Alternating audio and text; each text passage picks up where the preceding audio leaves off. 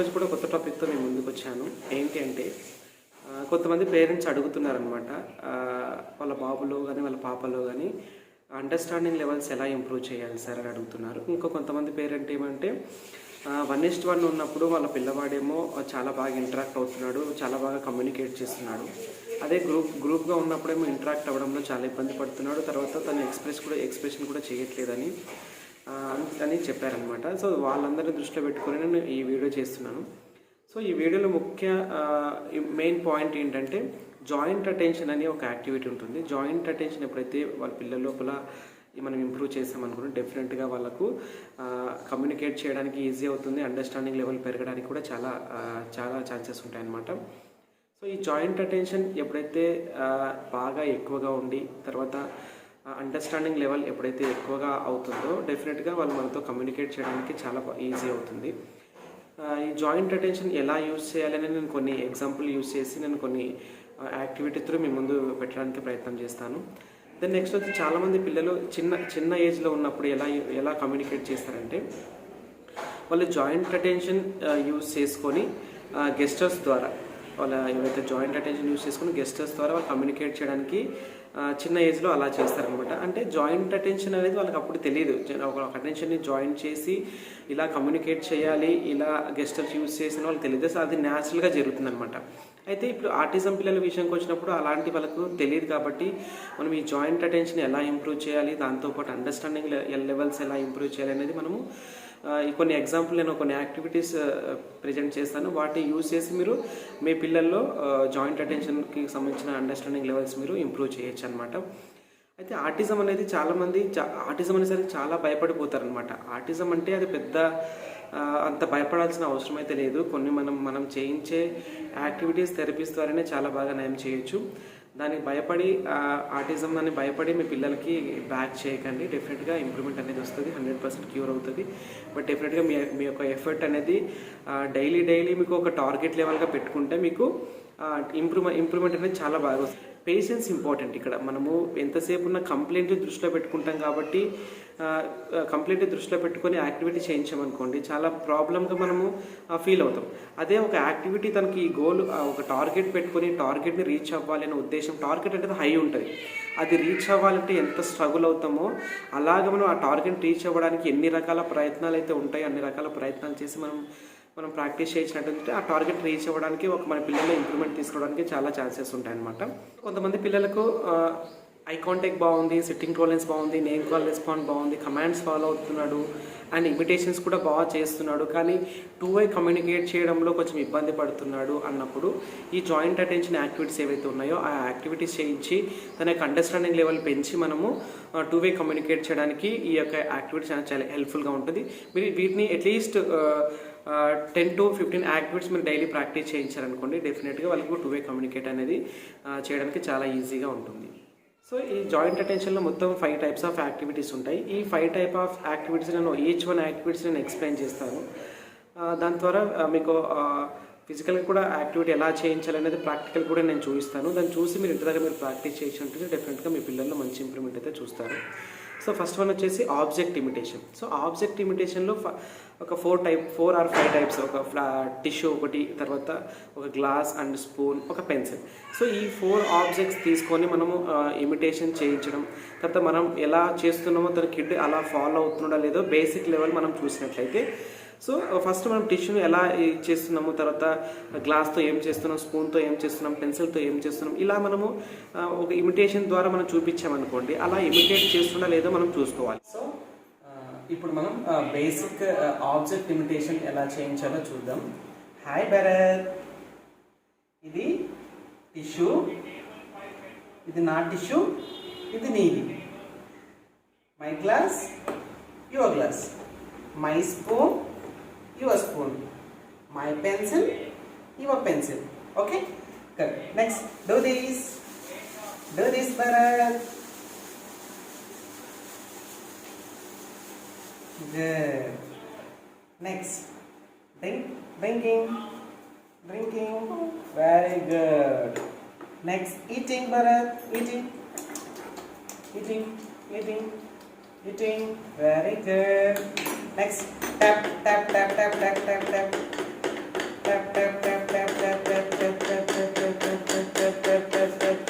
పెట్టేసి next spoon తీసుకో భరత్ గ్లాస్లో పెట్టేసి mix mix mix mix mix mix mix mix mix slow mix mix mix mix mix mix mix mix spoon కింద పెట్టేసి drink right హ్యాండ్తో drink చేయి drinking drink drink drink drink drink very good Bharat clap high five finish.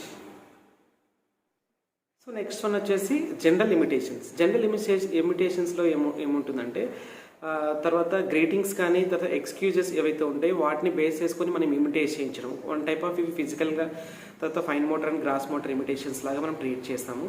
So ఈ videos చూడండి, వీడియోస్లో మీకు ఈ imitations ఎలా ప్రాక్టీస్ చేయించాలో ఆ వీడియోస్ చూస్తే మీకు అర్థమవుతుంది.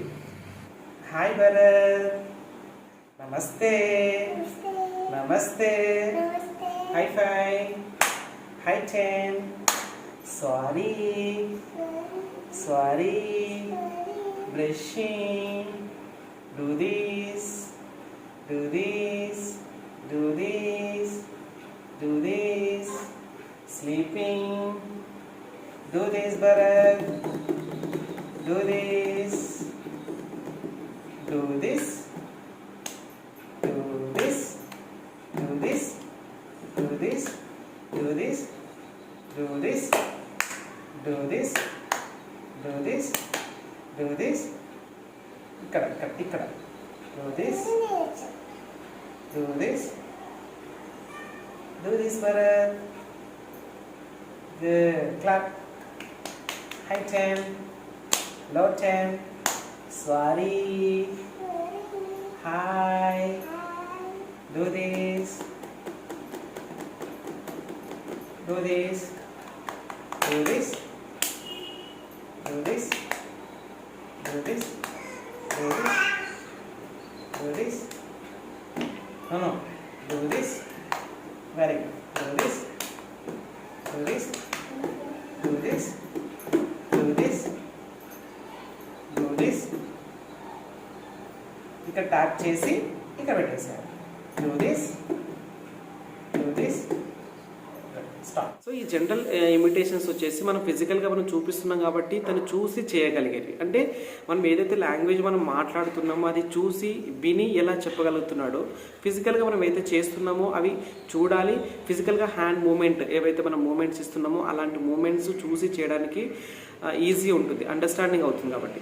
అయితే ఇక్కడ ఏమవుతుందంటే చూసి చేస్తున్నాడు కాబట్టి తన యొక్క అండర్స్టాండింగ్ లెవెల్, తర్వాత అటెన్షన్ కూడా నెక్స్ట్ ఏం చేస్తున్నాడు, నెక్స్ట్ ఎలా చేస్తున్నాడు అనేది వాళ్ళు చూసి అబ్జర్వ్ చేసి తన అండర్స్టాండింగ్ లెవెల్ పెరగడానికి మనకి ఈ యొక్క యాక్టివిటీస్ అనేది చాలా హెల్ప్ఫుల్గా యూజ్ అవుతాయి అన్నమాట.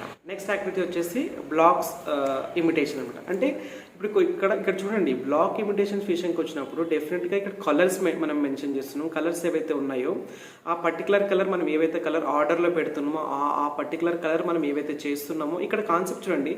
ఇమిటేషన్స్ విషయానికి వచ్చినప్పుడు జస్ట్ జనరల్గా ఫిజికల్గా చూసి మాత్రమే చేయగలిగే ఇమిటేషన్.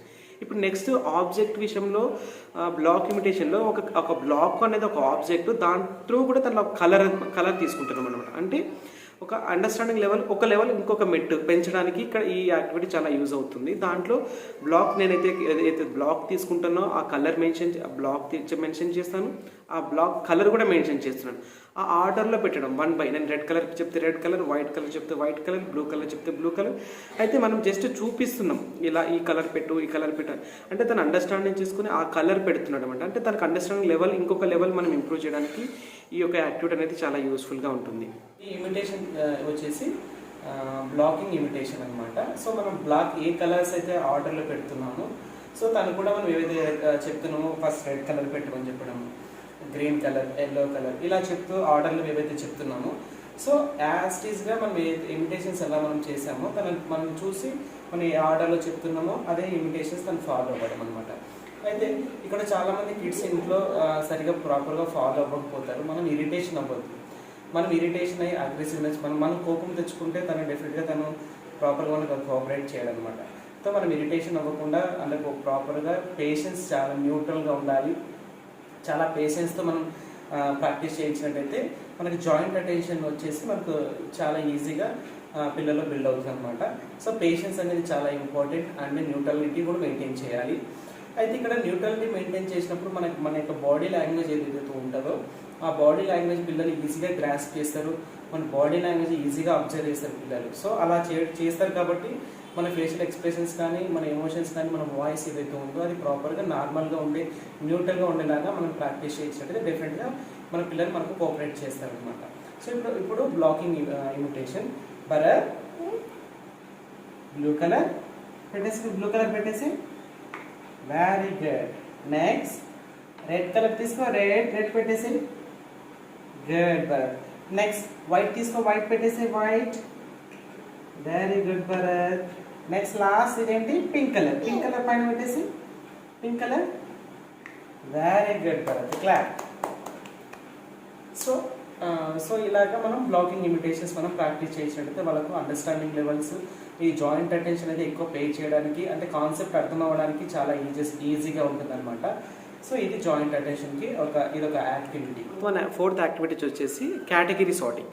ఈ కేటగిరీ సార్టింగ్లో ఇప్పుడైతే మనం ఏవైతే బ్లాక్ సార్టింగ్ అని చెప్పామో దానికన్నా అడ్వాన్స్ లెవెల్ ఇది కొంచెం హై ఉంటుంది అనమాట. అంటే ఇక్కడ కేటగిరీ సార్టింగ్ విషయంకి వచ్చినప్పుడు కేటగిరీ నేమ్ మాత్రమే చెప్తున్నాం. ఫర్ ఎగ్జాంపుల్ ఫ్రూట్స్ అనేది కేటగిరీ, ఫ్రూట్స్ నేమ్ మెన్షన్ చేయట్లేదు, ఇక్కడ ఫ్రూట్స్ అని మాత్రమే మెన్షన్ చేస్తున్నాం. ఇక్కడ ఫ్రూట్స్ అని మెన్షన్ చేస్తున్నాం. ఇప్పుడు నేను తీసుకున్న యాక్టివిటీలో కేటగిరీ సార్టింగ్లో యానిమల్స్ అండ్ బర్డ్స్ తీసుకున్నాను. ఇప్పుడు యానిమల్స్ అని మెన్షన్ చేసినప్పుడు దాంట్లో చాలా రకాల యానిమల్స్ వస్తాయి, బర్డ్స్ అని మెన్షన్ చేసినప్పుడు చాలా రకాల బర్డ్స్ వస్తాయి. కానీ యానిమల్ అని మెన్షన్ చేసినప్పుడు ఒక యానిమల్ బౌల్ అని మాత్రమే యానిమల్ డ్రాప్ చేయాలి. బర్డ్స్ అని మెన్షన్ చేసినప్పుడు బర్డ్స్ అని ఆ కేటగిరీ నేమ్ మెన్షన్ చేసినప్పుడు ఆ బర్డ్స్ మాత్రమే దాంట్లో వేయగలగాలి. ఇలా ఇక్కడ ఏమవుతుందో అండర్స్టాండింగ్ లెవెల్ చూడండి. ఒక కేటగిరీని నేమ్ మెన్షన్ చేయట్లేదు, ఒక ఆబ్జెక్ట్ నేమ్ మెన్షన్ చేయట్లేదు, జస్ట్ మనం కేటగిరీని చెప్తున్నాం. ఒక యానిమల్ కేటగిరీ, బర్డ్స్ కేటగిరీ. అంటే ఒక కేటగిరీ డివైడ్ చేసినప్పుడు ఆబ్జెక్ట్ యానిమల్స్ అన్ని ఒక దాంట్లో వేయడం, బర్డ్స్ అన్ని ఒక దాంట్లో వేయడం. కానీ ఇక్కడ మనకు అండర్స్టాండింగ్ లెవెల్ ఇంకొక మెట్టు ఎక్కువ ఎక్కడానికి, ఇంకొక లెవెల్ వెళ్ళడానికి దీంట్లో ఛాన్సెస్ ఉంటాయన్నమాట. ఈ యాక్టివిటీ చూస్తే మీకు అర్థమవుతుంది. ఒక బౌల్లో యానిమల్స్ డ్రాప్ చేయాలి, ఒక బౌల్లో బర్డ్స్ డ్రాప్ చేయాలి. నేను బర్డ్స్ అని చెప్పగానే ఆ బర్డ్స్ పిక్ చేసుకోవాలి, ఫ్లాష్ కార్డ్ తీసుకోవాలి, బర్డ్స్ అంటే వేయాలి. తర్వాత నేను యానిమల్ చెప్పగానే యానిమల్స్ ఫ్లాష్ కార్డ్ తీసుకోవాలి, యానిమల్స్ అంటే డ్రాప్ చేయాలి.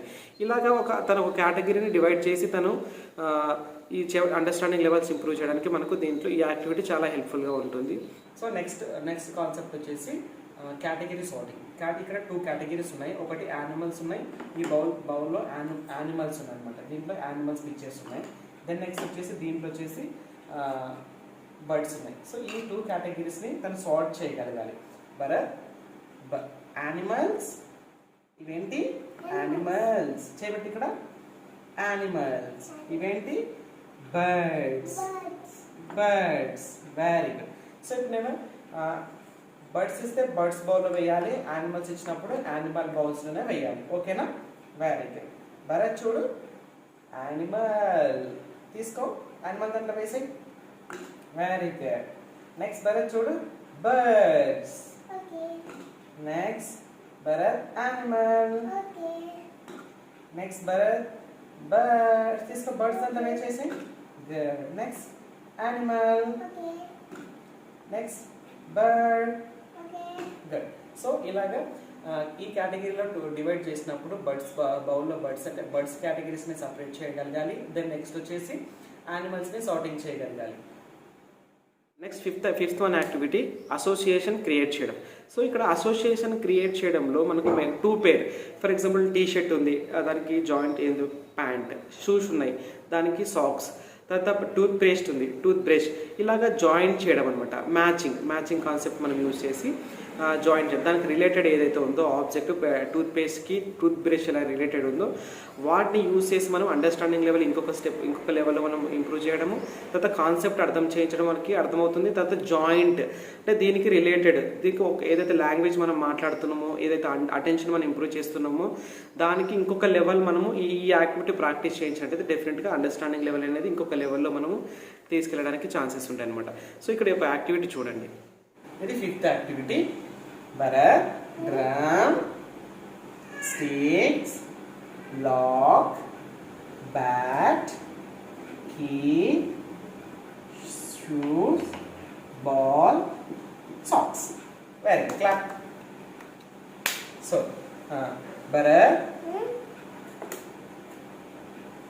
Sticks goes with drum. Drum దగ్గర పెట్టేసి పైన పెట్టేసి. Very good. Key goes with. Very good. Ball goes with. Very good. Socks goes with. Very good. Clap brother. High five. High 10. Low 10. Very good brother. Stop. Hold your hands. So ఇలాగా పేర్ concept use చేసి మనం పేర్గా మనం joint attention ద్వారా మనము